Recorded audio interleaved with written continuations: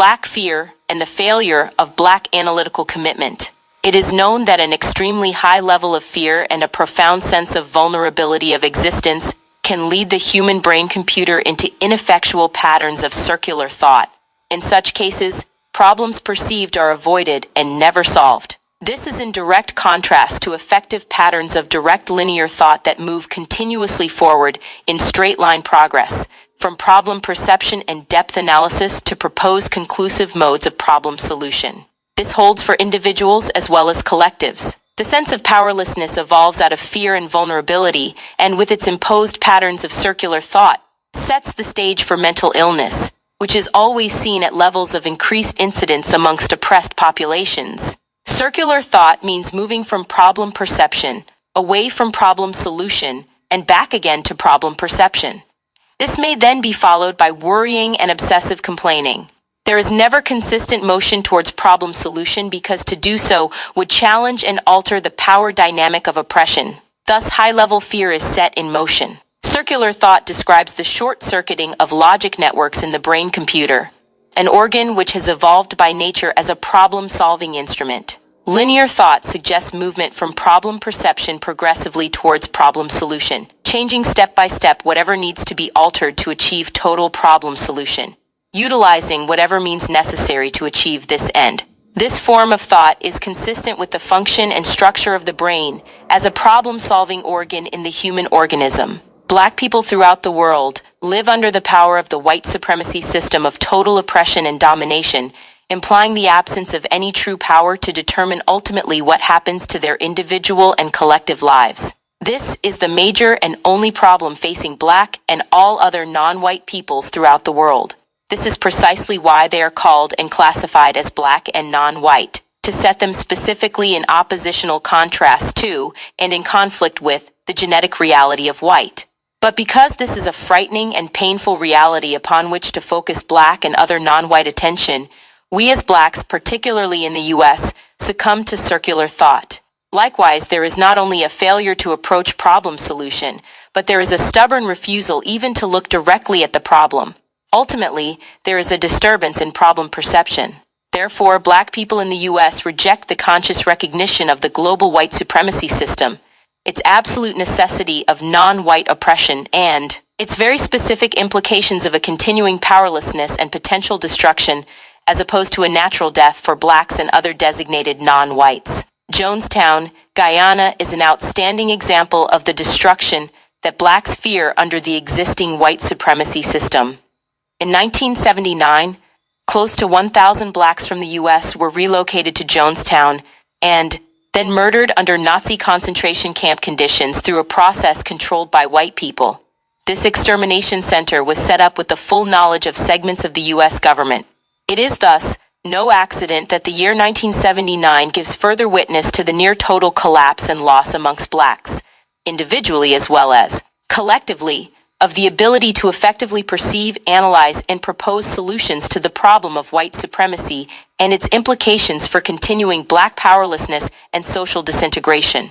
In brief, it is clear in 1979, 21 short years before the year 2000, that there is no commitment by Blacks to analyze of the problem of white supremacy comprehensively. Blacks are without a perception or analysis of racism, or of a scientific counter-racism. Blacks therefore do not know what to do with themselves. Thus we are witnessing a collective Black floundering and an ideological vacuum and disorientation. All that remains is for Blacks to escalate magically their activity of powerless arguing and squabbling amongst themselves and to compete with one another for white supremacy jobs and grant crumbs. Or, Blacks can pretend, as a diversionary thought strategy, that the real struggle exists between imagined Black classes or between Black males and females.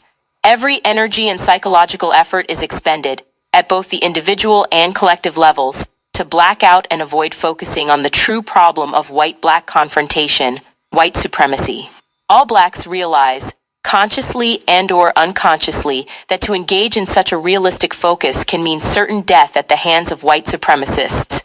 The total Black collective in the U.S. has yet to confront consciously the mind-blowing logic and thought-distorting shock and fear that set in following the assassinations of practically all courageous Black male leaders. Malcolm X, Martin Luther King Jr., Whitney Young, Medgar Evers and Fred Hampton, and then the Holocaust of Jonestown, Guyana, which many conscious blacks accept as a planned government action. Since all of these deliberate deaths have occurred, there has been a profound disinclination by surviving blacks to confront the awesome and murderous reality of white supremacy directly. The struggle for justice and true black power now is perceived through a glass darkly and not face to face, because there is overwhelming fear. In spite of their superficial differences, the various analyses of the black problem by the aforementioned men, if carried through to their ultimate implications, all lead ultimately to an eventual neutralization of white power control. Since the demise of these black men, who all were aware of the necessity to resist and destroy white supremacy, the remaining rhetoric coming from our black collective is consistent with submission to and/or cooperation with the racist oppressive dynamic, albeit with an historical and continuing chorus of complaints. This behavior of submission to and cooperation with white supremacy is consistent with the illusion that there can be a complete integration of non-whites into the white supremacy system. In contrast to these modes of thought and action, the black men cited above are examples of resistance to and destruction of white supremacy as an absolute form of injustice. These latter forms of behavior require high levels of self and group respect and can be sustained only when there is the willingness to give one's life for the achievement of justice, as each of these men demonstrated. However, it has been demonstrated that the almost certain consequence of a pattern of consciously determined resistance to and destruction of white supremacy is death at the hands of white supremacy advocates, those who see and understand white supremacy as necessary to white survival. Even young black children are able to perceive and articulate that if you try to help black people, you will be killed. When I asked a 10-year-old black boy, "Don't you want to study hard in school so that you can help black people?" he immediately answered no, giving the above explanation. The chill of this reality inherent in the maintenance of white supremacy does not escape black children, and it most certainly does not escape their elders, although the latter are more sophisticated and know better than to admit the same openly. This fear of death at the hands of the white supremacy collective, because it cannot be admitted aloud by the adult black population, has been repressed. The result of covering the fear has been the emergence of the sick protective logic that there is no longer a problem of white supremacy, except in England perhaps and in Southern Africa. For blacks in the U.S., all of that has been solved. Additionally, there is the claim that the only remaining stresses are blacks rejecting other blacks, be it male versus female and female versus male, female versus female and male versus male, or the fantasized black middle class versus the fantasized black lower class. Of course, the fact is that class does not refer to income alone but to actual existing power, and since blacks across the board are oppressed and powerless under white supremacy, none of us have power. Therefore, there are no classes among blacks. But to return to the issue of black defensive logic, these patterns of logic, which emphasize that the existing problems are mainly between blacks, are reflective of black self-hate. This self-hate is escalated and reinforced by increasing black suicide, black-on-black homicide, child abuse, and spouse abuse. In addition to the aforementioned non-productive behaviors, there are also increasing patterns of behavior that can be described as inducing semi-errant states, such as rhythmic hand clapping, singing, dancing, excessive rock music playing, listening to radio music, and shouting in religious settings. These patterns of behavior are manifested continually by black people to pitch themselves into possible altered cortical brain states. Likewise, such brain states seem to have the effect of dampening the sense of an overwhelming external pain or danger over which blacks conceive we have no control. These practices, of course, avoid problem confrontation and thereby prevent problem solution. Similarly, the increase in interracial marriages can be viewed as a means of escape and a means for blacks to avoid the awareness of their continuing status as permanent outsiders, outside of the white chalk circle of white supremacy's numerical and genetic global necessity. It should be noted that in the white supremacy societal unit of Nazi Germany, the highest incidence of interracial marriage between Semites and Germans occurred just prior to the ultimate destruction of the Semites in the Holocaust. The Semites of the Jewish religion were looked upon as non-whites because their ancestors were black and resided in Africa prior to entering Europe. Similarly, some blacks have sought to escape the confrontation with white supremacy through Marxist doctrine. By attempting to conceive of themselves as members of the working class, they failed to see that Marx, who was a Semite, was a victim of anti-Semitism. 1/3 of the world population of Semites of the Jewish religion were destroyed by German white supremacy, meaning that millions of Marx's own descendants were destroyed in this process. Still, not one word of Marx's doctrine addresses itself to this potential fate of his own group. He did not understand that he was being classified as non-white, nor did he understand white-non-white color confrontation. Thus, he was unprepared to address it and its destructive implications. He too became confused in recognizing himself as a non-white. In the struggle that goes on between the white classes, the upper, middle, and lower classes, he failed to realize that, irrespective of income, education, and position, he and all other fellow Semites constituted the powerless non-white, non-class victims in a white supremacy system. All non-whites, then as now, fall outside all three of the aforementioned white class groupings because the word class specifically refers to power. Ultimately, the power to protect one's life and the lives of one's group members in the framework of an existing power system. This attempted escape into Marxist doctrine falsely comforts some blacks. In accepting this doctrine, they are convinced that there are some whites who wish to unite with non-whites out of a supposed common interest. They further believe that these whites do not function under the white supremacy necessity that governs the survival psyche of all who accept classification as white people. Though they have no proof that a significant number of such whites exist, some blacks persist in following the Marxist doctrine in order to avoid the fear, inducing awareness that blacks and other non-whites are and always have been weak and vulnerable in the context of the global white supremacy system. Like the 10-year-old black male child I mentioned earlier, all black adults will have to learn how to admit openly and honestly their fear of dying in the process of actively trying to destroy the injustice of global white supremacy. Only then will black brain computers cease patterns of circular logic, the logic of fear and escape, such that a firm black analysis of the white supremacy dynamic can develop. With this established, a long-term commitment to white supremacy neutralization can follow. A prerequisite to overcoming fear is the growth of self and group respect.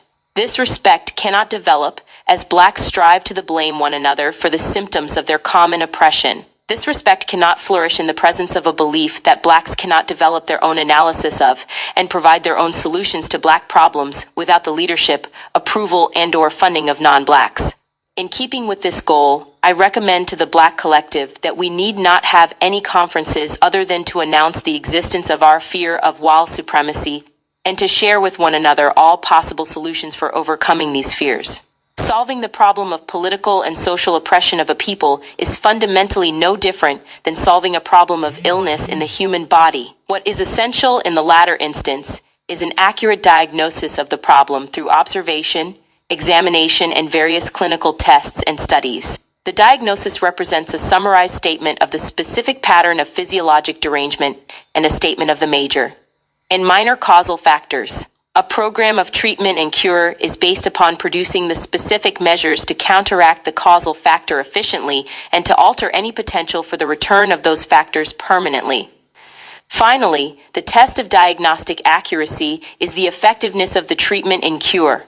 The physician functions as a scientist to the extent that he or she bases the plan of treatment and cure on concrete observation, examination, and analysis of the problem. This physician scientist is more dependent upon his or her current observations and analysis than upon some previously written descriptions of similar disease states found in some valued textbook written by learned and respected ancient authorities. The physician scientist is ever cognizant of the possibility of new disease states that never existed previously, or of old disease states that never were described accurately, and thus for which there are no established plans for treatment and cure.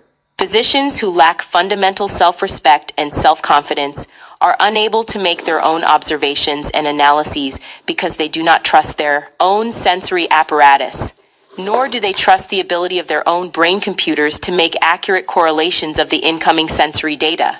Therefore, they will be incompetent in observing and treating new problems, and they will be unable to perform adequately in the management of new variations seen in previously recognized disease processes. External environmental dynamics, which affect the body in health and disease, are changing constantly, causing new and differing pictures of disease states.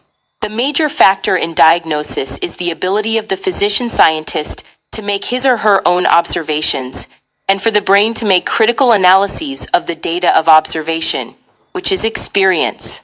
This series of acts, observation, experience, and analysis then becomes the basis for all follow-up activity in treatment and problem solution. In summary, the physician-scientist, beginning with his or her observations, works to uncover the courses of disease. Through knowledge of the specific disease process, he or she works to effect treatment and cure. Just as the physician-scientist has to face the problem of physical disease, Black people and their scientists have to face and solve the problem of Black oppression under white supremacy. In fact, Black people seeking a scientific approach to the problem similarly must begin acting as scientists, observing their situation, recording their own data, and following up with their own analysis of their observations, experience, and data. Their own analysis will then inform them of what it is that they, as Black people, need to do to achieve their goal objectives. To the extent that we fail to make our own fundamental observations and to validate our own sensory experience, we can conclude that Blacks lack the necessary levels of self-respect and self-confidence needed for independent functioning. To the extent that we believe we cannot depend 100% upon our own sensory apparatus, we fail to have confidence in our ability to make encompassing analyses, and to that same extent, we are forced into dependency upon those whose brain computers we believe to be superior to our own. If we do not have confidence in our ability to make independent Black observations, Black analyses, and Black plans for Black action, why should we talk about or seek Black liberation? One never should seek independence from those upon whom one feels permanently dependent, for that would be an act of suicide. And indeed, if that independence were won, it soon would be returned to the former state of dependence. Furthermore, if we believe that we are intellectually inferior to white people, as our distrust of our capacity to observe and make correlations would strongly imply, we simply should say this out loud for all the world to hear: Blacks are genetically inferior in terms of their intellectual capacity as compared to their white counterparts, then we should content ourselves quietly and politely to be totally and permanently dependent upon the white collective for all that we need, do, think, and say. If Black behavioral, social, and political scientists are supposed to be incapable of making accurate analyses of behavioral, social, and political situations, then Black physicians are also incapable of making accurate medical diagnoses, and all Black patients should seek white doctors. This would imply similarly that Black lawyers are incapable of successfully handling legal cases, and all Black law clients should seek white lawyers. Likewise, all Black students should seek white teachers. Furthermore, all Black women seeking husbands should seek white husbands, and all Black men seeking wives should seek white wives.